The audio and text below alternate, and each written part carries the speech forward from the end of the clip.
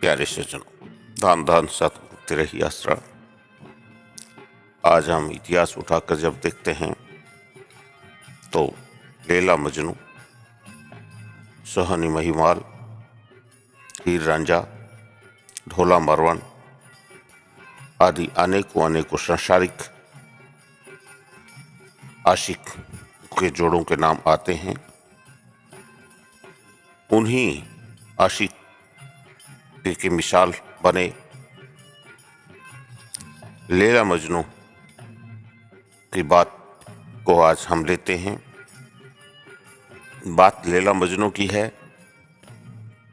लैला जो कि एक ऊंचे घराने से थी और मजनू से मन लगा बैठी। एक दिन मजनू लैला से मिलने के लिए इतना बेताब था कि उसे कुछ नहीं सूझ रहा था। क्यों कि आशिकी जो किसी से हो जाती है तो आशिक वो अंधा होता है। वो बस लैला की धुन में चला जा रहा था, बेसुध, कोई होशो हवास नहीं, केवल लैला लैला लैला। उस वक्त वहीं पर एक मौलवी साहब नमाज अदा कर रहे थे। बताते हैं कि नमाज अदा करते किसी भी व्यक्ति की चटाई पर किसी का भी पैर नहीं रखते, वरना उसकी नमाज कबूल नहीं होती, ऐसी लोगों की मान्यता है। अब मजनू अपनी लैला की धुन में बेसुध चला जा रहा था। सब होश खो रखे थे।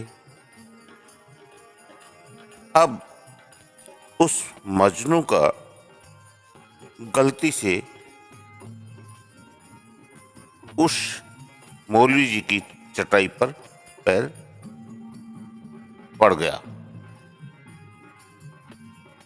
बस पैर का पड़ना और मौलवी जी का आग बबूल हो उठना। उसे बहुत कुछ भला बुरा गालियां सुना दी, बुरी से बुरी बातें उसको बदतमीजी के साथ पेश कर दी। जब मजनू को होश आया तो मौलवी साहब से उसने माफी मांग ली, उनके पैरों में गिर गया। मौलवी साहब का गुस्सा फिर भी सातवें आसमान पे था, गुस्सा शांत नहीं हुआ।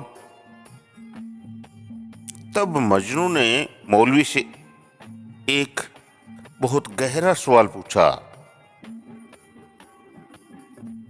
क्या सवाल था? सवाल ये था कि मैं तो आशिकी में अंधा था, लैला के प्यार में अंधा था, मैंने तो सब सुध बुध खो रखी थी, मुझे केवल लैला दिखाई दे रही थी, इसलिए मुझे कुछ दिखाई नहीं दिया। पर मौलवी जी, आप तो रब की इबादत में बैठे थे, तुझे तुम्हारा निशाना भी तो रब होना चाहिए था, तुझे मेरा पैर चटाई पे आ गया, ये कैसे दिखाई दिया? भैया, तो आपको रब के ऊपर ध्यान होना चाहिए था या फिर चटाई पे। आपका ध्यान तो रब में था ही नहीं, आपका ध्यान तो चटाई पे था। ऐसी नमाज और ऐसा करने से क्या फायदा?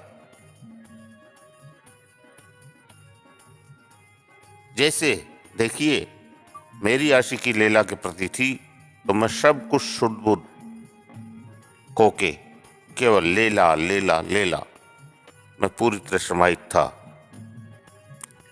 आप का ध्यान तो सिर्फ चटाई पे था, दुनियादारी में था। तब जाके मौलवी साहब को एहसास हुआ कि मैंने कहने को तो नमाज अदा कर रहा था, पर मेरा मन तो कहीं और ही इस दुनिया में घूम रहा था, इस संसारिक चीजों में घूम रहा था। केवल दिखाने के लिए मैं नमाज अदा कर रहा था। तो प्यारे साथियों, प्यारे सज्जनों, जब भी हम इबादत में बैठे तो हमारा ध्यान भी मजनू की तरह लैला में होना चाहिए, यानी कि हम मालिक के नाम के आशिक बन जाएं और पूरा पूरा ध्यान हमारा मालिक में लगे, तब तो वो इबादत कबूल है। नहीं तो केवल दुनियादारी के दिखावे के हम इबादत कर रहे हैं, पूजा कर रहे हैं, ये सब फिजूल है, दिखावा है। ऐसी इबादत, ऐसी पूजा, ऐसा सुमरण, ऐसा ध्यान कहीं हम सब भी उसी मौलवी की तरह उस प्रभु की याद में तो बैठते हैं और हमारा ध्यान और कहीं भटकता रहता है।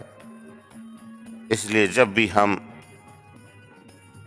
इबादत में बैठें, पूजा में बैठें, मालिक की आराधना में बैठें, मालिक के सुमरण पे बैठें, मालिक के अभ्यास पे बैठें, तो हमारा ध्यान केवल हमारे मालिक में होना चाहिए।